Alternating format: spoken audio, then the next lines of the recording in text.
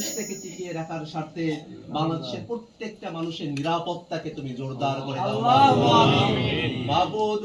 এই বাংলাদেশে যাতে আর কোনো বিদেশি শক্তি, আর কোনো বিদেশি দালাল রাশের বাংলাদেশের রাজনীতিকে আর কলুষিত করতে না পারে, সেই তৌফিক তুমি আমাদেরকে দান করো মাবুদ। মাবুদ, আমাদের ভাই শরীফ ওসমান হাদি অত্যন্ত সংকটাপন্ন অবস্থায় হাসপাতালে চিকিৎসাধীন আছেন মাবুদ। আমরা তোমার কাছে দোয়া করি, আমাদের চিকিৎসকেরা যারা ওসমান হাদি ভাইয়ের চিকিৎসার জন্য তার পাশে রয়েছেন, তুমি সেই সব চিকিৎসকদের চিকিৎসায় বরকত দান করো মাবুদ। আমরা এখানে গুনাহগার বান্দারা একত্রিত হয়েছি মাবুদ, আমাদের গুনার কোনো সীমা পরিসীমা নাই।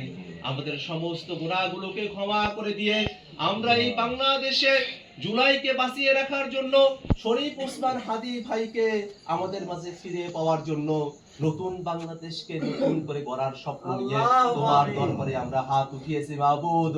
আমাদের হাতকে তুমি খালি হাতে ফেরাইয়া দিও না।